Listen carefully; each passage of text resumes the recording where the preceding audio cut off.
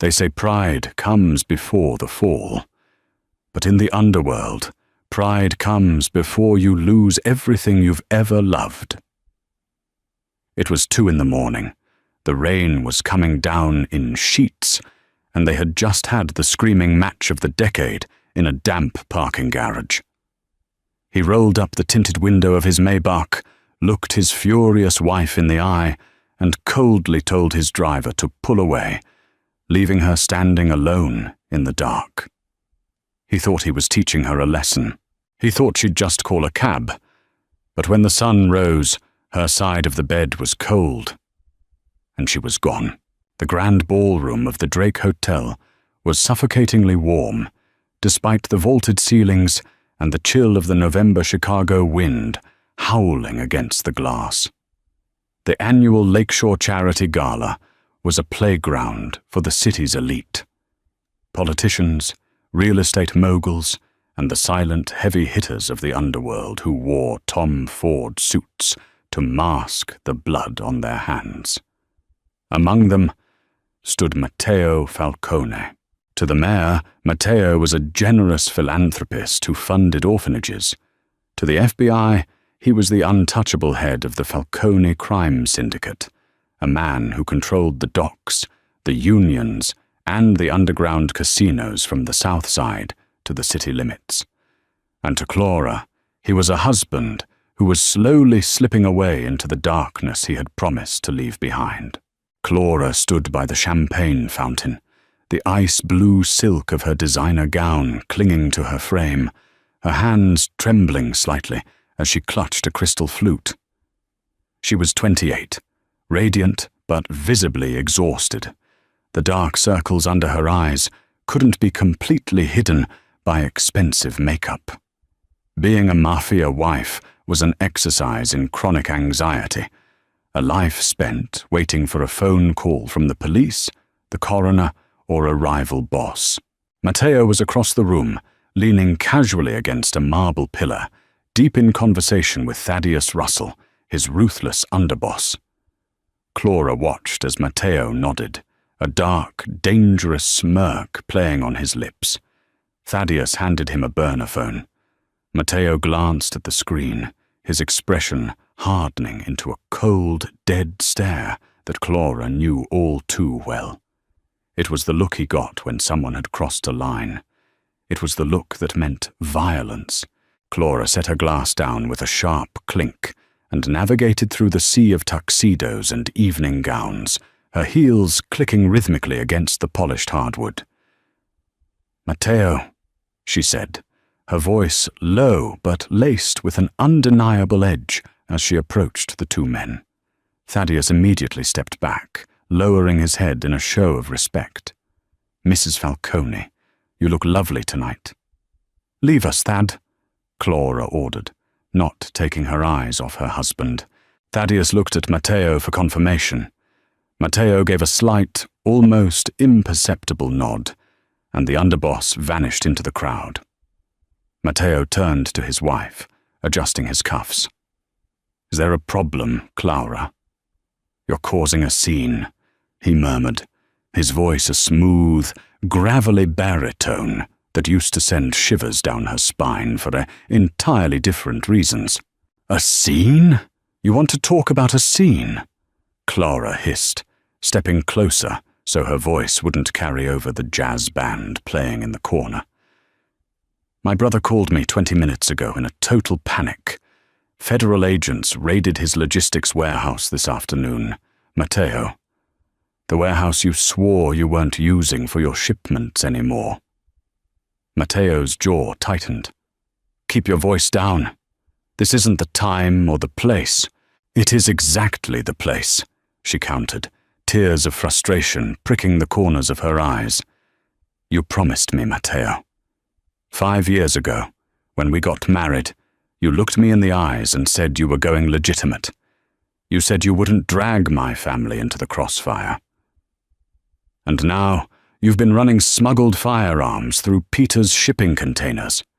If he goes to federal prison because of you, he's not going to prison," Matteo interrupted, his tone sharp and authoritative. I have the Port Authority and the local judges in my pocket. It's a minor hiccup, a misunderstanding. A misunderstanding? They found crates of untraceable automatic weapons. Clara's chest heaved. You lied to me.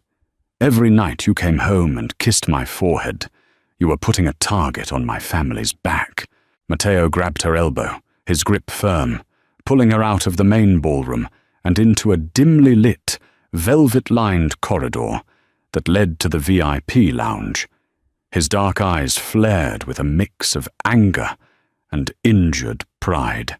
I do what I have to do to protect our empire, he growled, cornering her against the wall. You think this lifestyle pays for itself? You think the mansion in the Gold Coast, the diamonds on your neck, the security detail keeping you safe from the Russians comes from legitimate real estate? Grow up, Clara. You knew who I was when you walked down that aisle. Clara stared up at him. The man she loved, feeling like she was looking at a complete stranger. I knew a man who wanted better for himself.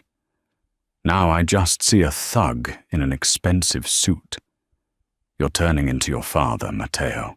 It was the ultimate insult.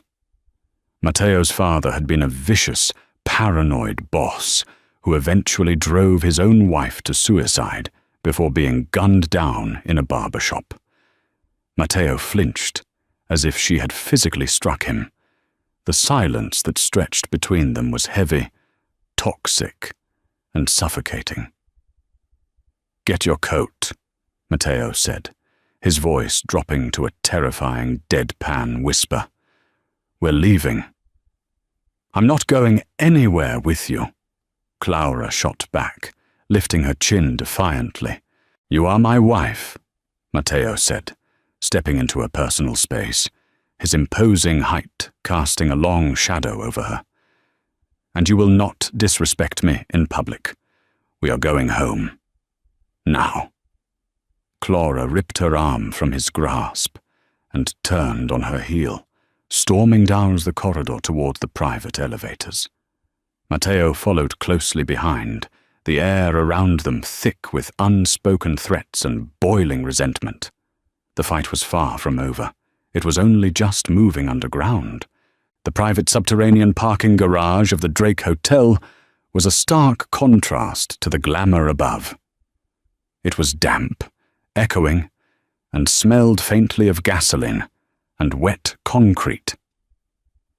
The rain had picked up outside, pounding against the concrete ramp that led up to the street level.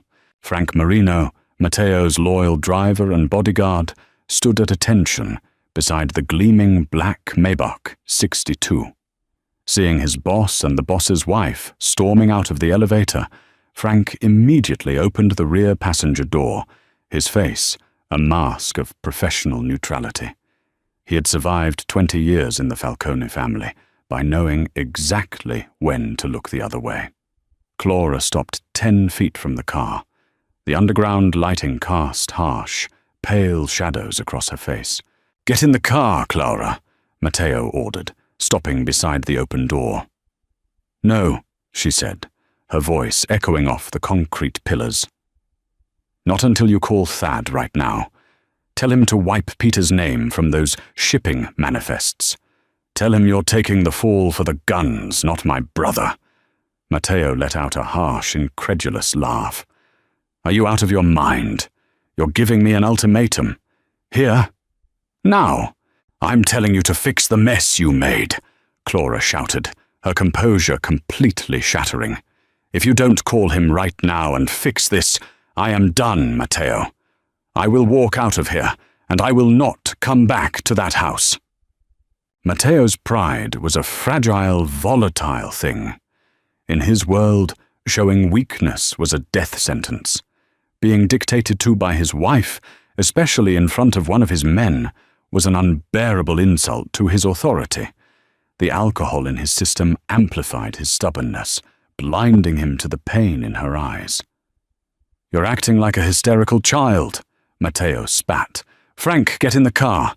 Frank hesitated for a fraction of a second, glancing nervously between the furious Mafia boss and his desperate wife before sliding into the driver's seat. "Matteo, I mean it," Clara said, taking a step backward toward the exit ramp. The wind whipped down the tunnel, blowing her hair across her face. She was shivering, the thin silk of her dress providing no protection against the freezing Chicago night. "Choose. Your ego or your marriage." Matteo stared at her. He saw her shivering. He saw the tears mixing with her makeup.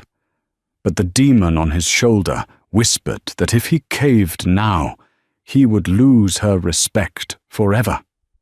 He had to break her defiance. He had to show her who was in control. "You want to walk?" Matteo said, his voice devoid of any warmth. "Then walk." Clara's breath hitched.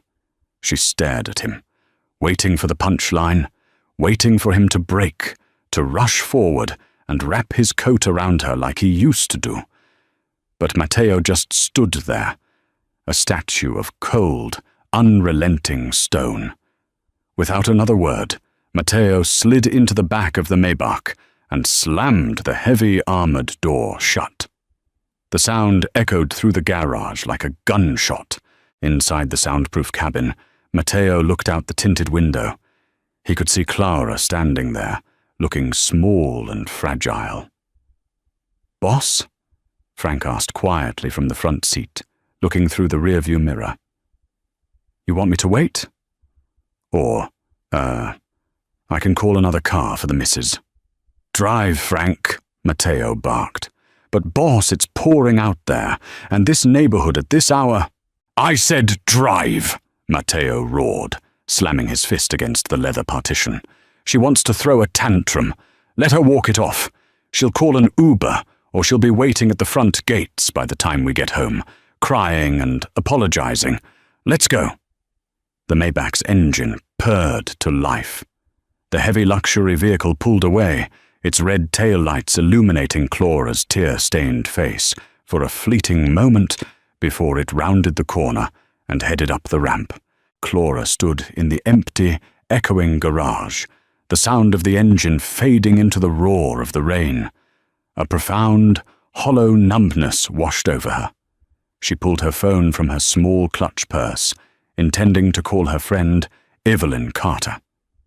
But as she unlocked the screen, her phone buzzed with a low battery warning and promptly died, the screen turning pitch black. She let out a frustrated sob, the sound swallowed by the vast, empty space. Gathering the hem of her expensive gown, she turned and began the long, cold walk up the ramp toward the unforgiving streets of Chicago. The rain hit her instantly, soaking her to the bone.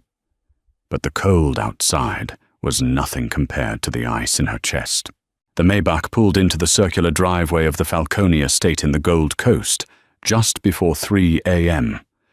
Matteo marched through the grand double doors, completely ignoring the greetings of his armed night security.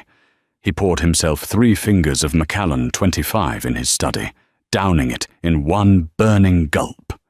He expected his phone to ring at any second. He expected Clara to call, demanding a ride, or for the front gate intercom to buzz with her arrival. But his phone remained silent. "Stubborn woman," he muttered to himself, unbuttoning his shirt and ascending the sweeping mahogany staircase. Let her freeze. She'll learn. Matteo fell into their massive, king-sized bed, the alcohol dragging him down into a heavy, dreamless sleep. When he woke, the morning sun was piercing through the gap in the heavy blackout curtains. He groaned, a dull ache throbbing behind his eyes. He reached out instinctively to the other side of the bed. The sheets were perfectly flat. The pillows were uncreased. The bed was cold. Matteo sat up, blinking away the sleep. "Clara," he called out. Silence. He threw off the covers and walked into her massive walk-in closet. Her everyday clothes were untouched. Her jewelry boxes sat undisturbed on the vanity. He checked the master bathroom. Empty. A slight prickle of unease started at the base of his neck, but he brushed it off. She probably stayed at Evelyn's house, he reasoned, or she checked herself into a suite at the Peninsula to make a point. He grabbed his phone from the nightstand. 9:15 a.m. No missed calls, no angry texts. He dialed Clara's number. It went straight to voicemail. "You've reached Clara. Leave a message." He hung up and dialed again. Voicemail. Frowning, Matteo scrolled through his contacts and hit the call button for Evelyn Carter, Clara's closest friend and confidant. Evelyn picked up on the third ring. "Matteo," Evelyn said, her tone cautious and slightly surprised. She knew about their marital issues. Clara told her everything. "Avi," Matteo said, trying to keep his voice casual, masking the growing knot of anxiety in his stomach. "Is Clara with you? We had a bit of a disagreement last night, and she took off." There was a pause on the other end of the line. "No, Matteo, I haven't seen Clara since the gala. I left early around 1 a.m. She didn't come to my place." "Why, is she not home?" The prickle at the base of Matteo's neck turned into an icy spike, driven straight down his spine. "No, she's not. I assumed she called you." "She didn't call me." Evelyn's voice rose in pitch, taking on a frantic edge.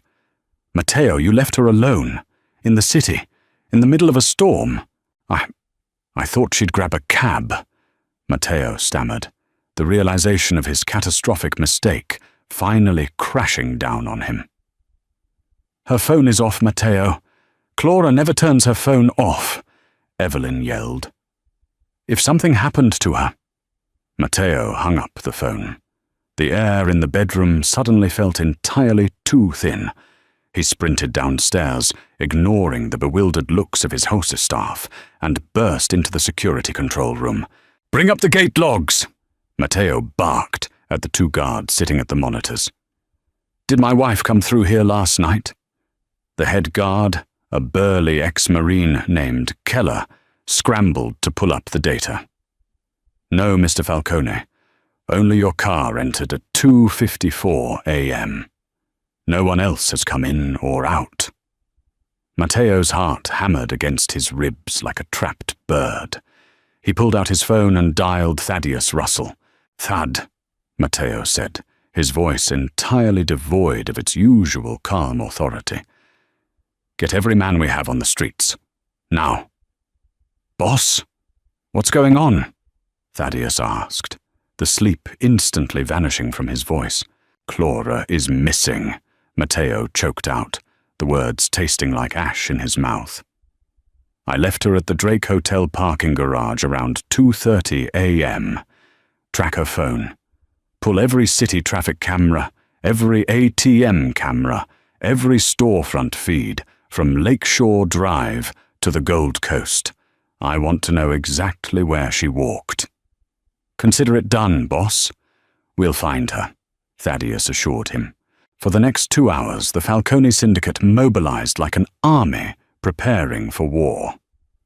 Matteo paced his study like a caged tiger, drinking black coffee that tasted like acid.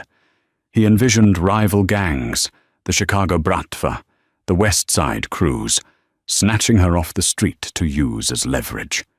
He envisioned a random mugging gone wrong. Every scenario was worse than the last, and they were all entirely his fault. At 11:45 a.m., Matteo's phone rang. It was Thaddeus. "Boss," Thaddeus said, his voice tight, lacking its usual confidence. "We found something." "Where is she?" Matteo demanded, gripping the edge of his mahogany desk so hard his knuckles turned white. "We don't have her, boss, but my guys retraced the route from the Drake. 2 blocks north of the hotel, there's a narrow alleyway behind an old jazz club. The cameras on the street corner were shot out, but—" Thaddeus swallowed audibly. "But what, Thad? Tell me!" Matteo roared. "We found her clutch purse, boss, and her phone. It was smashed against the brick wall." Thaddeus paused, and Matteo could hear the heavy hesitation in his underboss's breath. "Matteo, there's a lot of blood on the pavement, and scuff marks, like someone was dragged." The phone slipped from Matteo's hand, clattering onto the hardwood floor. The walls of his study seemed to close in on him. The absolute, unassailable power he had wielded for a decade, the money, the men, the guns, the fear he instilled in others, meant absolutely nothing.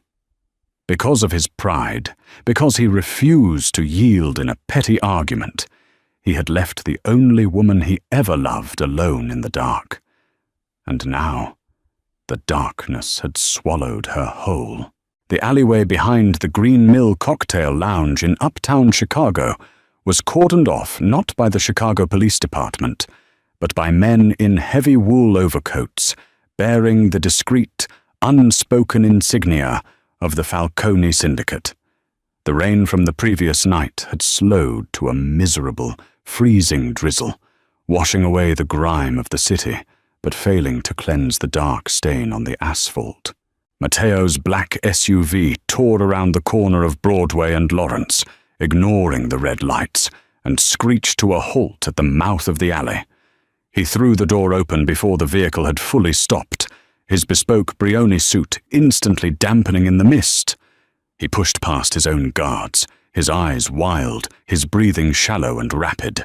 Thaddeus Russell was waiting for him under the dripping fire escape, an umbrella held over a small, designated area of the pavement. Beside him squatted Dr. Alistair Finch, a disgraced former medical examiner who now exclusively handled the Falcone family's messes. "Show me," Matteo demanded, his voice a gravelly rasp that tore at his throat.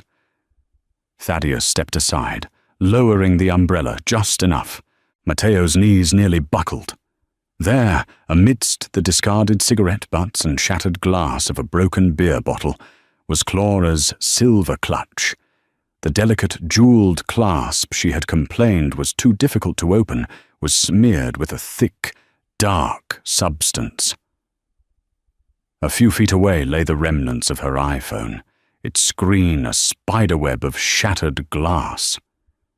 But it was the ground itself that paralyzed him. A deep, rust-colored smear trailed from the wall of the jazz club toward the street, a visceral testament to a violent struggle. The rain washed most of it out.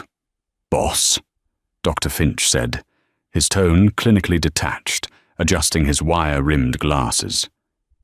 "But based on the coagulation and the dispersion pattern, I'd estimate she lost about a pint.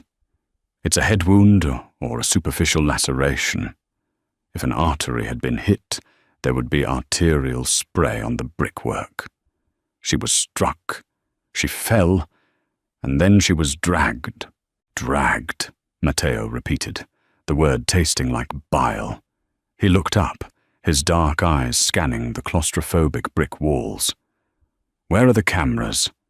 "Shot out," Thaddeus replied grimly, pointing to the shattered lens of a security dome mounted above the club's rear exit. "Professional job.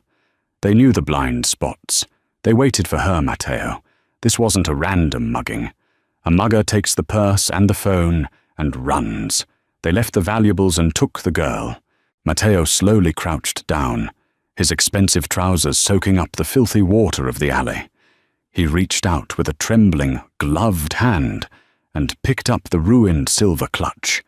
He could almost smell her perfume, Tom Ford's black orchid, mingling with the metallic stench of the blood and the wet garbage. A sound escaped him, something between a sob and a snarl, a terrifying noise that made even his hardened men take a synchronized step back. "Who?" Matteo whispered to the asphalt. Then he stood, spinning around, his face a mask of absolute, unadulterated fury. "Who knew she would be walking here? Who knew I left her at the Drake?" "Nobody, boss," Thaddeus said quickly, holding his hands up defensively. It was a spontaneous argument. No one could have predicted you'd drive off. Then they were watching the hotel, Matteo concluded, his mind racing, piecing the tactical puzzle together with the cold, lethal logic that had made him the king of the city. They saw her leave. They tailed her. They waited until she hit a dark spot. He grabbed Thaddeus by the lapels of his coat, slamming the underboss against the wet brick wall. "I want the city locked down, Thad. I want the ports frozen. I want the rail yards scoured. Nobody moves a single crate or a single car out of Cook County without my explicit permission. Do you understand? Matteo, if we shut down the transit lines, we bleed millions." Thaddeus choked out, struggling against Matteo's iron grip. "The union bosses will revolt." "Let them revolt!" Matteo roared, his voice echoing off the buildings, terrifying a flock of pigeons into the grey sky. "If my wife is not back in my bed by midnight, I will burn this city to the ground, and I will start with anyone who tells me about lost profits. Tell the unions, tell the politicians, tell the cops on our payroll. Find her." He released Thaddeus, shoving him aside. Matteo pulled out his phone, dialing a number he reserved only for extreme emergencies. It was Captain Harrison Fordell, the highest-ranking corrupt officer in the CPD's Organized Crime Division. "Fordell!" Matteo barked the moment the line connected. "My wife was taken. Uptown. Sometime between 2:45 and 3:30 a.m. There was a heavy sigh on the other end. "Jesus Christ, Falcone. Are you sure? Have you checked the hospitals?" "I don't pay you to ask me stupid questions, Harrison," Matteo growled. "I'm sending you the location. Get your loyal men out here. Run the tire tracks in the mud at the end of the alley. Check the city's automated license plate readers within a 5-mile radius. I want a list of every panel van, every SUV, and every blacked-out vehicle that left this grid in that 45-minute window." Matteo, doing that without a warrant, unofficially. "It's going to draw eyes from the feds," Fordell warned. "If you don't do it, I'll send my men to your house in Evanston and have a chat with your lovely wife, Susan, about how her husband affords his boat," Matteo said, his voice dropping to a dead, emotionless whisper that conveyed his absolute seriousness. "Do it." He hung up, staring back down at the blood. The guilt was a physical weight, crushing his lungs. He had left her. His pride had left her bleeding in an alleyway. "Boss," a rough voice called out. It was Frank, the driver, jogging down the alley, holding a clear plastic evidence bag. "One of our sweeps a block over found this, kicked down into a storm drain." Matteo snatched the bag. Inside, dripping with sewer water, was a heavily modified Glock 19. But it wasn't the gun that caught Matteo's eye. It was the customized grip. It was etched with a very specific, crude, double-headed eagle, the crest of the Volkov Bratva. Thaddeus stepped forward, his eyes widening. "Viktor Ozerov. The Russians. They're retaliating for the territory dispute on the south side." Matteo stared at the eagle, his jaw clenching so hard he thought his teeth might crack. Viktor Ozerov was a brutal, old-school mobster who believed in torture as a negotiation tactic. If Viktor had Clara, she wasn't just being held for ransom. She was being punished. "Gather the strike teams," Matteo said, his voice terrifyingly calm now. The panic had receded, replaced by a cold, homicidal clarity. "We're going to River North. We're going to pay Mr. Ozerov a visit at his bathhouse." The Odessan bathhouse in River North was a front, an open secret among Chicago's elite who enjoyed high-stakes underground poker and the company of trafficked Eastern European women. By 2 p.m., the luxury establishment was a smoking ruin. Matteo sat in the back of his armored Maybach, wiping a fleck of someone else's blood from his cheek with a silk handkerchief. Behind him, The wails of ambulance sirens pierced the afternoon air as paramedics dragged the bruised and battered remnants of the Volkov crew out onto the sidewalk. Matteo had broken Viktor Ozarov's hands himself, snapping the fingers one by one with a pair of steel pliers until the Russian boss wept and swore on his mother's grave that he knew nothing about Clara. And Matteo believed him. A man in agonizing pain eventually tells the truth, and Victor's confusion had been genuine. The Glock 19 in the storm drain had been a plant, a misdirection. Someone was trying to start a war between the Italians and the Russians while they slipped away with Clara in the chaos. It wasn't them, Matteo said to Thaddeus, as the underboss slid into the seat beside him. The interior of the car smelled of cordite and sweat. Victor could be lying, Thaddeus suggested, wiping sweat from his brow. He's a hard bastard. He wasn't lying, Matteo replied softly, staring blankly at the partition. Someone is playing us, Thad. Someone smart. Someone who knows my temper. They knew I'd see that eagle and immediately burn the Volkovs to the ground. Before Thaddeus could answer, Matteo's private cell phone, the encrypted one only his wife, Thaddeus, and his offshore banker possessed, vibrated in his breast pocket. Matteo froze. He pulled it out. Unknown caller. He answered, putting it on speakerphone, his heart hammering in his throat. Speak!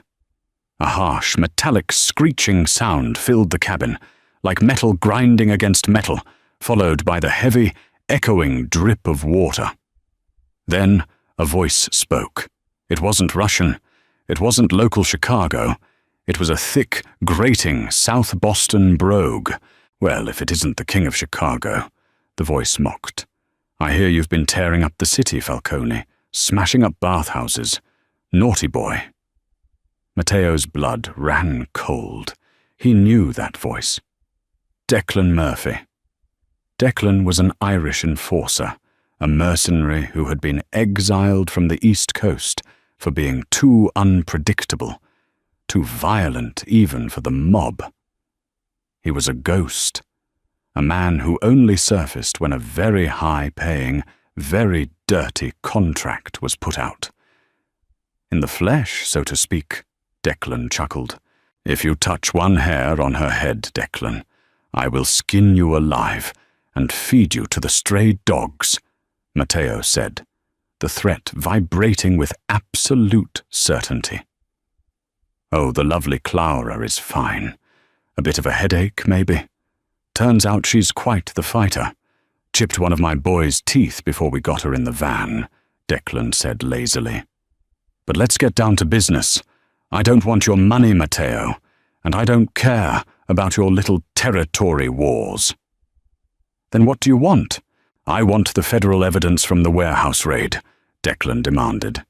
The logs, the shipping manifests, the flash drives your boy took from the Port Authority server before the feds could seize it. I want the digital footprint of those guns. Matteo frowned, his brow furrowing in deep confusion. The guns? You kidnapped my wife over a shipment of rifles. They aren't just rifles, mate, and they don't belong to you, Declan growled, dropping the playful tone. They belong to a very powerful cartel down south, and your idiot brother-in-law got them flagged. Now, you're going to hand over the evidence, so my employers can scrub their connection, or I'm going to start sending your wife back to you in small, bloody parcels. How did you know about the raid? Matteo asked, the pieces of the puzzle suddenly shifting in his mind. The raid happened yesterday afternoon. It wasn't in the papers. It hasn't hit the news.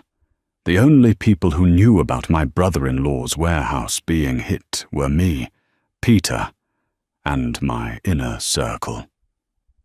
Silence hung on the line for a terrible, stretching moment. Like I said, Declan murmured, a smirk audible in his voice. Your house is out of order, Falcone. You've got 24 hours to gather the drives. I'll text the drop location. Come alone, or the missus gets a shallow grave." The line went dead. Matteo sat perfectly still. The ambient noise of the city outside the thick bulletproof glass faded into nothingness. He looked down at the phone in his hand, then slowly turned his head to look at Thaddeus Russell. Thaddeus had been his right hand for a decade. He had been the one to orchestrate the movement of the guns. He had been the one to suggest using Peter's warehouse, claiming it was the safest route. And he had been the one standing next to Matteo when the argument with Clara broke out at the gala. "Irish mercenaries," Thaddeus said, shaking his head, looking disgusted. "I'll get the men ready. We'll trace the call. We'll tear this city apart, block by block." Matteo observed Thaddeus. He watched the micro-expressions on his underboss's face, the slight twitch of the jaw, the way Thaddeus avoided direct eye contact, focusing instead on the window. "No," Matteo said, his voice terrifyingly calm. "No, we won't trace the call." "What? Boss, we have to—" "Thaddeus," Matteo interrupted gently. "Where were you last night after the gala?" Thaddeus blinked, taken aback. I went home, boss, to my place in Lincoln Park. You know this. I was asleep when you called me this morning." Matteo nodded slowly. "Right. Lincoln Park." He reached into his coat and pulled out his secondary burner phone, pulling up the GPS tracking logs he had quietly requested from his tech guy while they were raiding the Russian bathhouse. He hadn't just tracked Clara's phone, he had tracked the phones of his top lieutenants. Paranoia was a survival trait in his business. "It's funny, Thad," Matteo said, his eyes locking onto Thaddeus with the intensity of a predator cornering its prey. "Because the cell towers pinged your secondary phone in Uptown, 2 blocks away from the Green Mill, at exactly 3:15 a.m. The air in the car turned instantly toxic. Thaddeus froze. The color drained from his face, leaving him a sickly, pallid gray. He opened his mouth to speak, to formulate a lie, but the absolute, murderous certainty in Matteo's eyes silenced him. "You tipped them off," Matteo whispered, the realization a physical blow to his chest. "You set up Peter to take the fall with the feds, so I would be distracted. And when Clara walked out of that garage, you saw an opportunity to break me completely." "Matteo, you're not thinking straight," Thaddeus stammered, his hand inching slowly toward the inside of his jacket where he kept his shoulder holster. "Don't," Matteo warned softly. Frank, sitting in the driver's seat, had already drawn his weapon and was pointing it directly at the back of Thaddeus's head through the open partition. "You're weak, Matteo," Thaddeus suddenly spat, abandoning the lie, his fear morphing into desperate venom. "You've gone soft since you married her. You're trying to go legitimate, turning down millions in cartel contracts to keep her hands clean. The family is bleeding money because of your conscience. I did what had to be done to secure our future." Matteo didn't shout. He didn't scream. He simply leaned forward, his face inches from the man who had stood beside him at his wedding. "Where is she, Thad?" "Go to hell," Thaddeus sneered. "Declan will kill her the second I don't check in."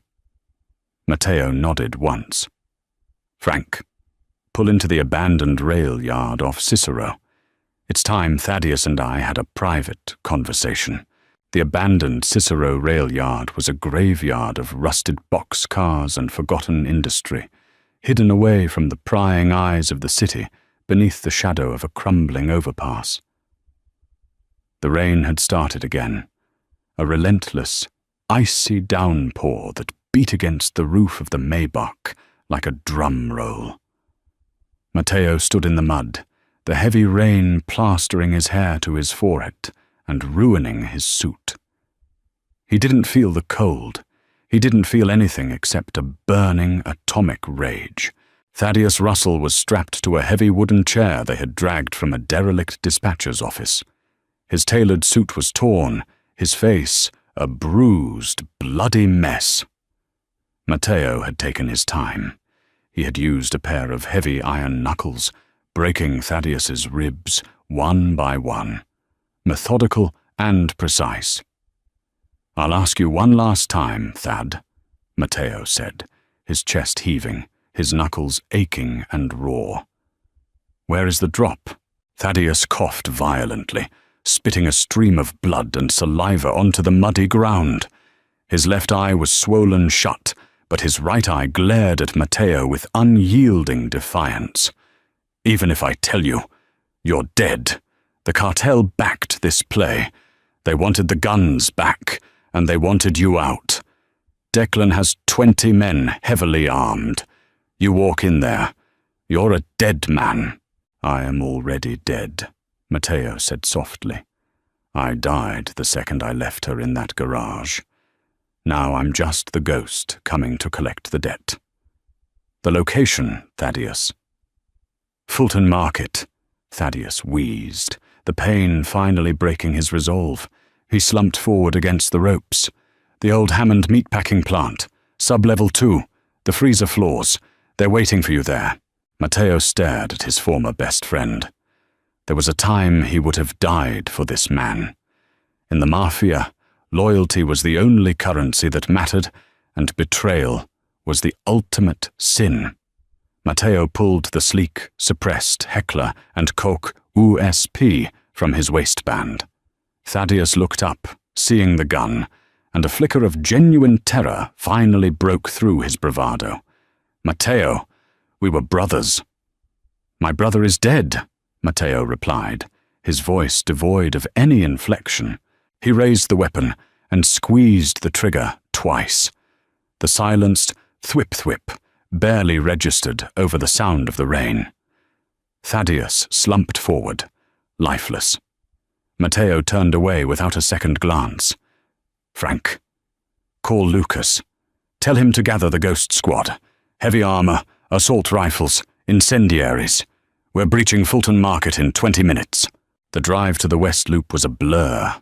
Matteo cleaned his hands with a wet wipe, reloaded his sidearm, and strapped a Kevlar vest tightly over his ruined dress shirt.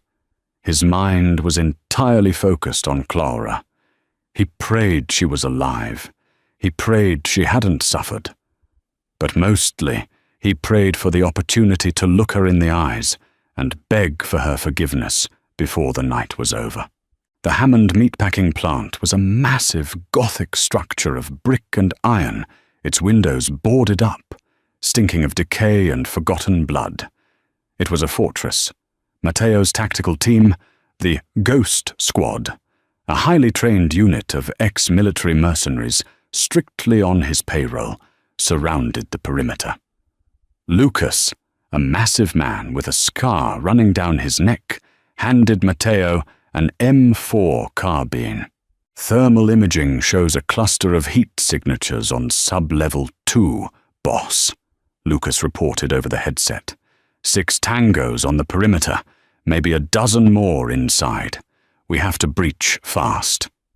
"No survivors," Matteo ordered. "Except Declan. Save him for me." The breach was a masterclass in synchronized violence. They hit the reinforced steel doors of the loading dock with a shaped C4 charge.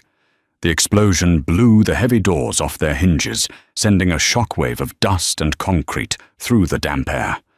Before the smoke could clear, Matteo and his men flooded the corridor, their weapons cutting through the dark with lethal precision. Gunfire erupted, deafening in the enclosed concrete hallways. The Irish mercenaries were heavily armed, returning fire with automatic weapons, pinning Matteo's men behind rusted industrial meat hooks and concrete pillars. Matteo moved like a man possessed. The tactical caution he usually exercised was gone. He pushed forward, his M4 barking in short, controlled bursts, dropping 2 men in tactical gear who tried to flank them near the freight elevator. He could feel bullets whizzing past his ears, chipping the brickwork beside his head. But he didn't flinch. They descended the stairwell into the sub-levels, the air growing noticeably colder. This was the freezer level, a labyrinth of thick insulated walls and heavy hanging chains. "Covering fire!" Lucas yelled, tossing a flashbang into the main processing room. The blinding white light and concussive blast incapacitated the remaining guards. Matteo breached the room, sweeping his rifle across the expansive, freezing space. Declan's men lay groaning on the ground, and Lucas's squad moved in to secure them. But Matteo wasn't looking at the guards. His eyes were frantically scanning the room for a chair, a hostage, a sign of her. At the far end of the processing floor, illuminated by a single swinging utility light, was a heavy steel chair bolted to the floor. Ropes lay slack around its base. A puddle of water and a discarded jacket sat next to it. The chair was empty. "Clear!" Lucas shouted from across the room. "Area secure, boss!" Matteo sprinted toward the chair, his heart plummeting into his stomach. "Where is she?" he screamed, grabbing one of the wounded mercenaries by the collar and hoisting him up. "Where is my wife?" The mercenary spat blood, grinning wickedly. "She's a slippery one. We untied her to feed her. She stabbed O'Malley with a piece of rusted pipe, ran into the ventilation shafts. Find her," Matteo ordered his men, dropping the bleeding man. "Tear the walls down if you have to." He turned, shining the tactical light mounted on his rifle into the dark corners of the expansive freezer. "Clara!" he yelled, his voice cracking, desperate and raw. "Clara, it's me. You're safe." Only the echo of his own voice replied. He moved toward the back of the room, near a large industrial drainage grate. His boot caught on something on the ground. He looked down. It was a small, bloody piece of ice-blue silk, torn from the hem of her gala dress. Beside it lay a heavy steel crowbar, and just beyond that, the heavy steel door of a walk-in deep freezer was slightly ajar. Matteo pushed the heavy door open, stepping into the absolute, freezing darkness. "Clara," he whispered. From the shadows behind the hanging slabs of frozen beef, a figure stepped out. She was barefoot, her beautiful gown shredded and stained with dirt and blood. Her hair was matted to her forehead, and a nasty purple bruise covered her left cheekbone. But it wasn't fear in her eyes as she looked at her husband. She was holding a loaded revolver, and it was pointed directly at Matteo's chest. "Don't take another step," Clara said, her voice shaking violently from the freezing cold, but completely devoid of the warmth he had known for 5 years. "Clara, put the gun down, honey. It's me. I came for you," Matteo pleaded, dropping his rifle to the floor and raising his hands, taking a slow step forward. "I said stay back," she screamed, cocking the hammer of the revolver. The sound echoed like a cannon in the small room. Matteo froze. "What are you doing? I'm here to take you home." Clara laughed, a dry, broken sound that chilled him more than the ambient temperature. "Home? To the man who set up my brother?" Matteo's breath hitched. "Clara, Thaddeus set him up. Thaddeus betrayed us. Thaddeus was a dog on a leash." Clara spat, tears finally spilling over her bruised cheeks, freezing instantly in the cold air. "While I was tied to that chair, Declan Murphy thought it would be funny to tell me the truth. He played me an audio recording, Matteo, a recording of you negotiating with the cartel. You ordered the raid on Peter's warehouse yourself to prove to the cartel that you could seize federal assets. Matteo felt the world tilt on its axis. The terrible, crushing weight of his sins had finally caught up to him. "Clara," Matteo whispered, knowing the lie was over.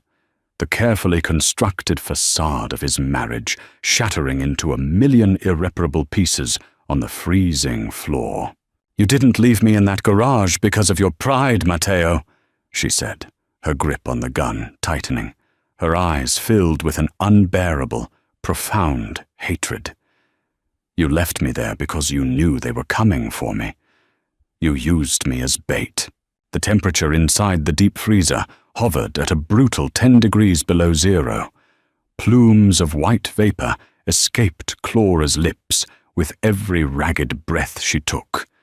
The heavy steel door behind her was a solid wall, leaving her nowhere to run. She held the heavy, silver-plated Colt Python with both hands, the barrel aimed squarely at the center of Matteo's chest.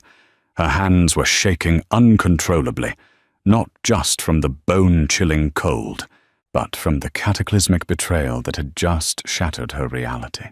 "I heard your voice, Matteo," Clara sobbed, her finger hovering dangerously close to the trigger. "Declan played it for me on his phone. You told the cartel liaisons that Peter was a liability. You told them to authorize the federal raid on his logistics company so you could seize the weapons for your own men without technically breaking the truce. You threw my brother to the wolves." Matteo stood perfectly still, his hands raised, his dark eyes locked onto his wife. The tactical gear felt impossibly heavy on his shoulders. He didn't look at the gun. He looked at the purple, swollen bruise on her cheek, feeling a surge of self-loathing so potent it tasted like ash in his mouth. "Clara, listen to me very carefully," Matteo said, his voice a low, steady rumble that cut through the humming of the refrigeration units. "I did order the raid." "That part is true." Clara let out a devastated gasp, the confirmation hitting her like a physical blow. She took a step back, the heel of her bare foot slipping slightly on the frosted concrete. "You monster! You promised me my family would be safe." "I ordered the raid to keep him safe!" Matteo roared, the sudden volume making Clara flinch. He lowered his hands an inch, stepping into the dim light. "Your brother is not a victim, Clara. He didn't just stumble into smuggling. He has been skimming off the cartel's shipments for 6 months.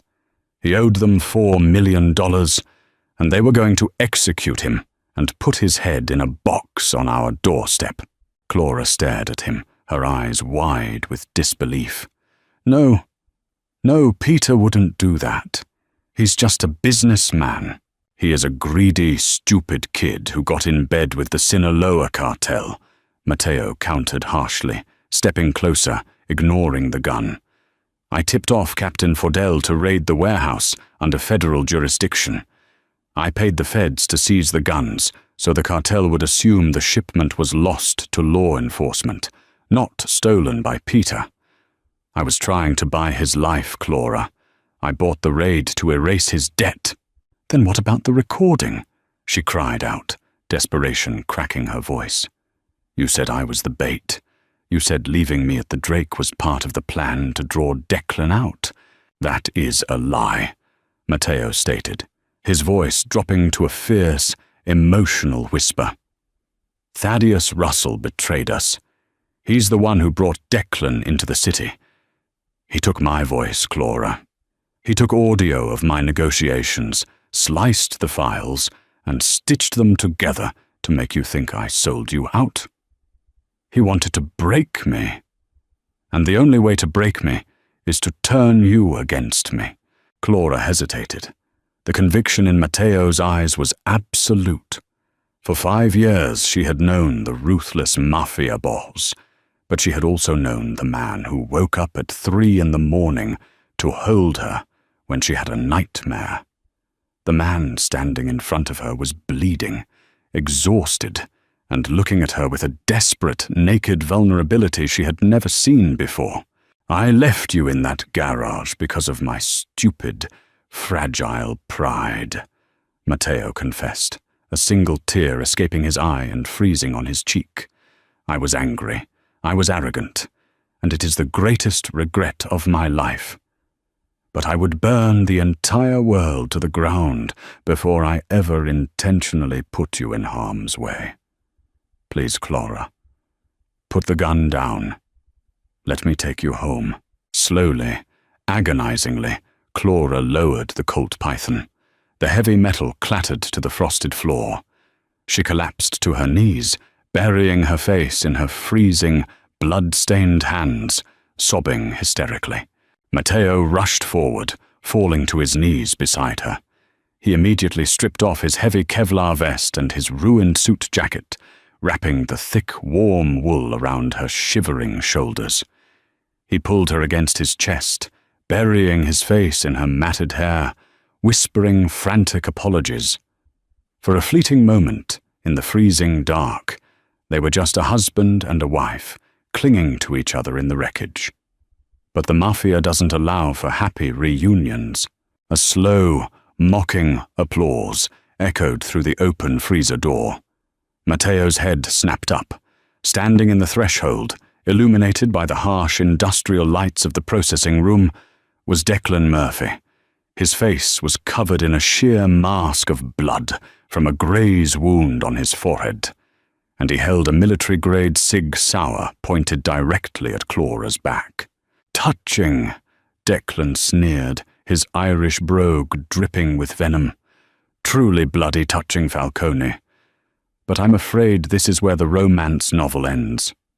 Matteo instinctively positioned his body between Clara and the mercenary, his hand discreetly inching toward the combat knife strapped to his thigh. His rifle was out of reach, dropped at the entrance. "It's over, Declan. My men have the building surrounded. You're the last man standing." "Oh, I doubt that," Declan chuckled darkly. "Your men are currently dealing with a secondary assault team I had waiting in the loading bays. The cartel doesn't play games, Matteo, and neither does my employer." "Thaddeus is dead," Matteo spat. "Your employer is rotting in the mud in Cicero." Declan laughed, a harsh, grating sound. "Thaddeus? You think that sniveling underboss was running this operation? Thaddeus was just a middleman, a useful idiot." Declan stepped into the freezer, his boots crunching on the ice. He kept the gun leveled. "Come on in, boss. Let's show the happy couple who's really running Chicago now." From the shadows behind Declan, another figure emerged. He was wearing a pristine cashmere overcoat, his hair perfectly styled, completely untouched by the violence that had ravaged the building. Clara gasped, a sound of pure, unadulterated horror escaping her throat. It was Peter. Peter stepped into the freezing room, a calm, chilling smile playing on his lips. He looked at his sister, huddled on the floor wrapped in Matteo's coat, and then at Matteo, who was staring back at him with a murderous, calculating silence. "Hello, Clara," Peter said gently, as if they were meeting for Sunday brunch at the country club. "I'm sorry you had to get roughed up tonight. It was an unfortunate necessity to draw your husband away from his fortress." "Peter, what are you doing?" Clara whispered, her mind refusing to process the reality in front of her. Matteo said he ordered the raid to save you." "Oh, Matteo's right about that," Peter sighed, pulling a pair of leather gloves from his coat pocket and slipping them on. "He did try to save me.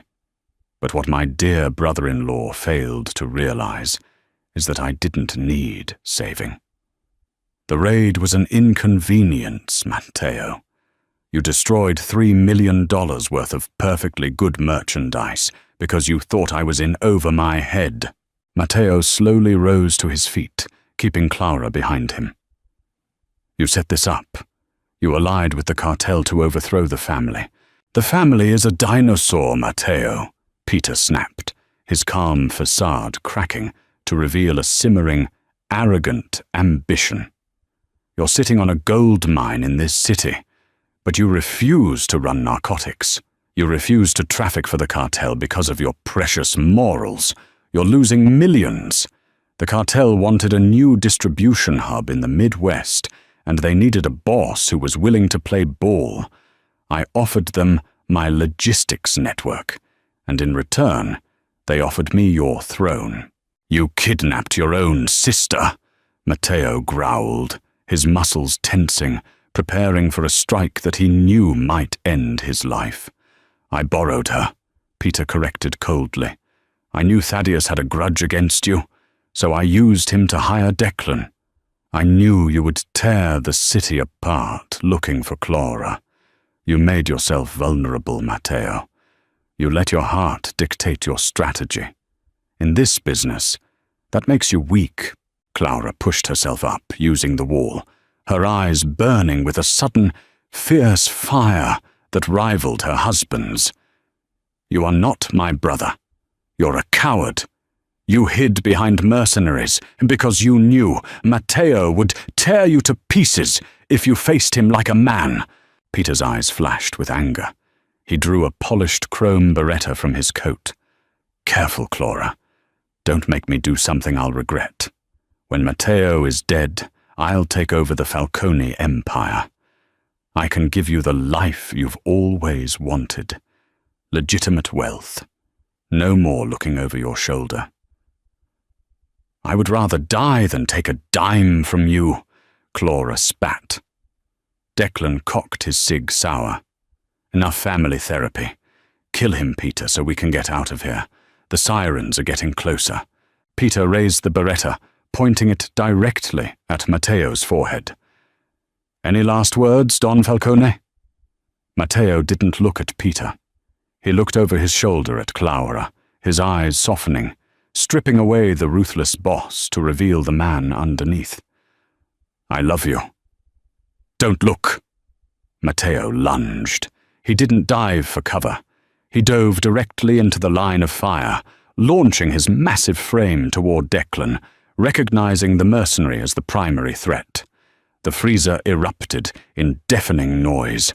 Peter fired, the bullet tearing through Matteo's shoulder, spinning him backward. But Matteo's momentum carried him forward just enough. As Declan raised his gun to shoot Matteo in the chest, Clara let out a feral scream. She had kicked out with her bare foot, sliding the heavy Colt python she had dropped earlier across the ice. It hit Matteo's knee. Through the agonizing pain of the gunshot wound, muscle memory took over. Matteo dropped to the ice, scooping up the Colt in one fluid, desperate motion. He didn't even aim. He pointed the heavy revolver toward Declan's center of mass and pulled the trigger twice.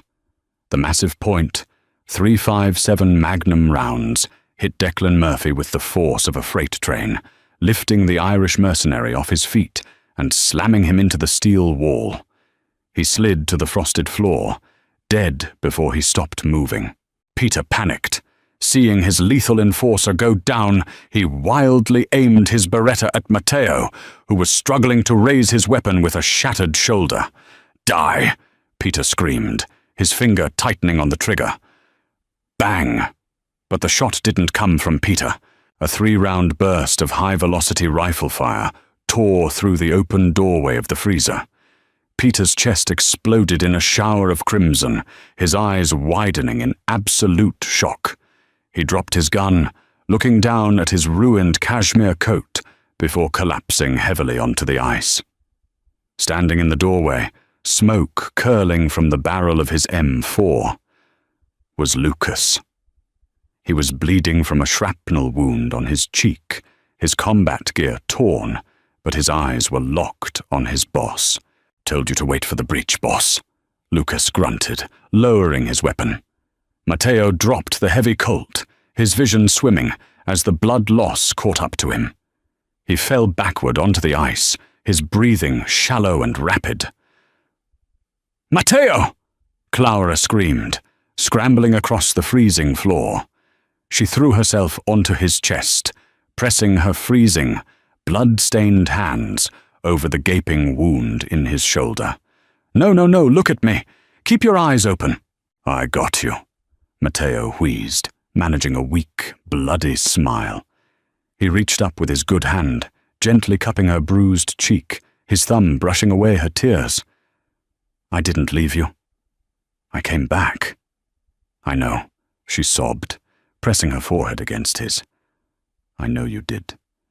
Just stay with me. Lucas, Matteo choked out, his eyes fluttering shut. Get her. Get her out of here. The world faded into a freezing, silent black. The steady, rhythmic beeping of the heart monitor was the only sound in the opulent, private VIP suite of Northwestern Memorial Hospital. Sunlight streamed through the large bay windows, casting a warm, golden glow over the crisp white sheets. Matteo Falcone opened his eyes. His body felt as heavy as lead, pumped full of morphine and antibiotics.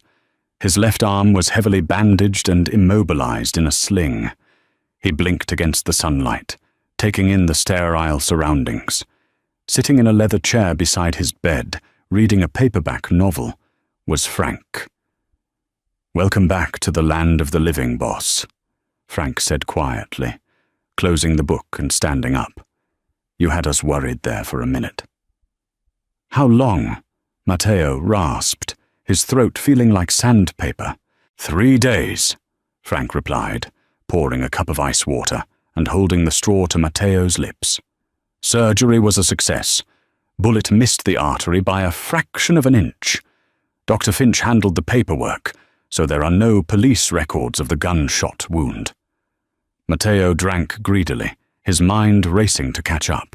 The freezer. Declan. The gunshot. Peter. Where is she?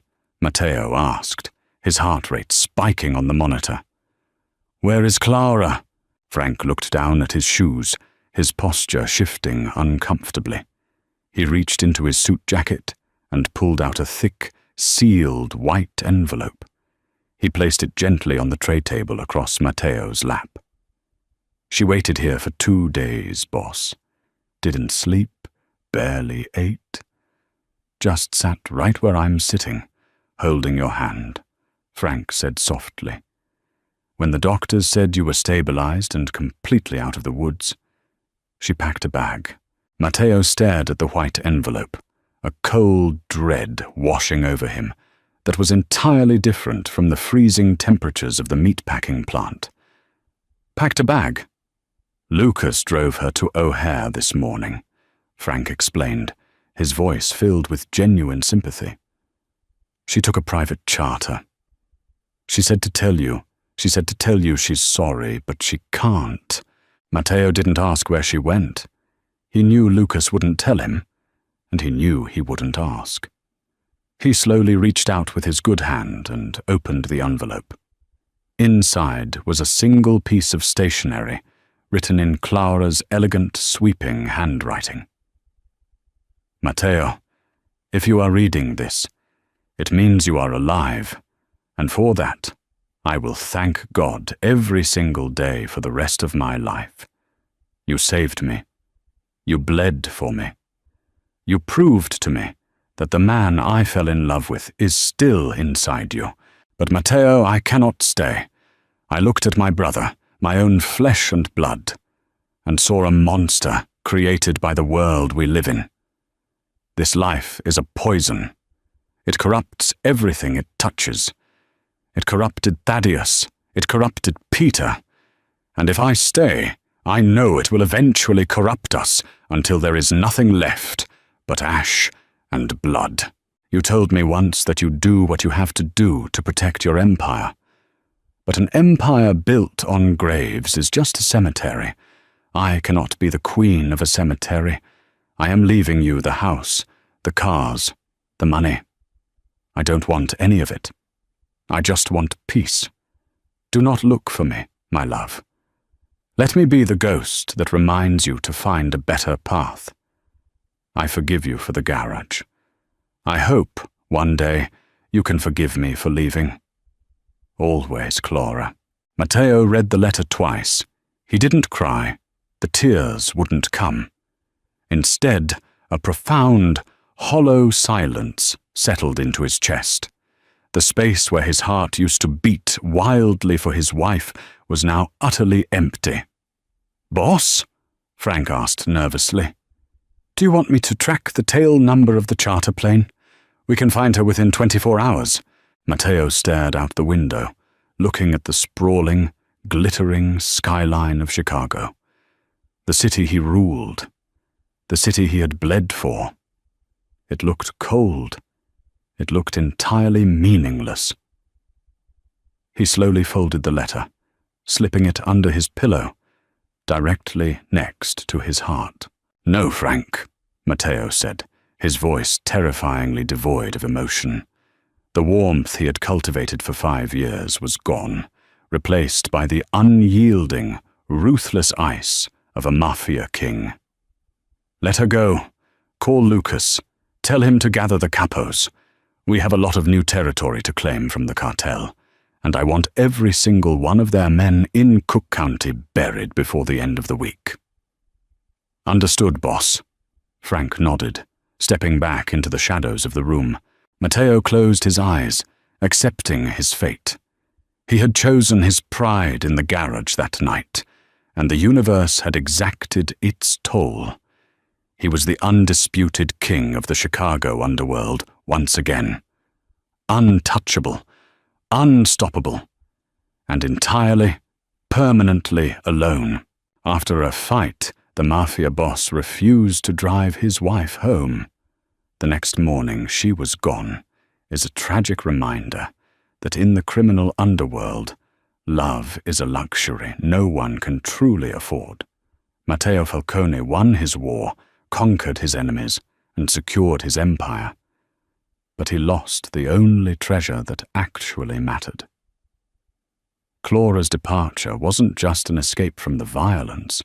It was the ultimate consequence of Matteo's pride and a stark realization that you cannot build a life of light in a world governed by shadows. Betrayal runs deeper than blood, and sometimes the only way to win the game is to walk away entirely. Did Clara make the right choice? Should Matteo have left his empire for her? Let us know your thoughts in the comments below. Don't forget to like, share this gripping story with your friends, and subscribe to the channel for more thrilling, real-life mafia romance dramas. Turn on notifications so you never miss a twist.